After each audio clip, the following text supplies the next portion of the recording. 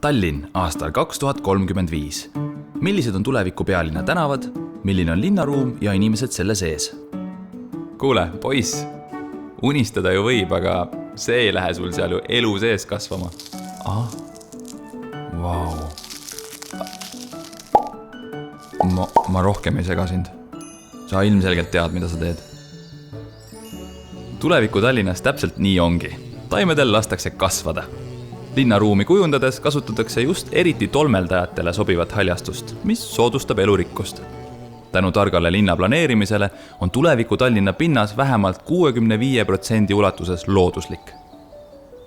Loomulikult pole asjad alati nii roosilised olnud. Näiteks aastal 2007 olid Tallinna transport ja energiamajandus ikka päris kehvas kohas. Aga nüüd oleme tagasi tulevikus. Tallinn on tegutsenud hoides silmad sihtmärgil ja vähem kui 25 aastaga viinud süsiniku heite 40% madalamaks. Aga see on alles algus. Aasta on 2050. Tallinn liigub mitte fossiilselt, ehitab loodussäästlikult ja saavutab lõpuks kliimaneutraalsuse. Ja nüüd, aasta on 2235. Meid väisevad külalised teiselt planeedilt, kes õpetavad meile täheenergia kasutamise saladusi ja...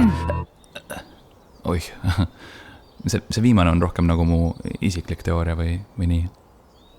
Igatahes Tallinn kliimaneutraalseks. Yeah! Niisama pole mõtet unistada. Tee juba täna esimene samm parema Tallinna suunas. Tutvu Tallinn 2035 arengustrateegiaga ja vaata, mida tulevik toob.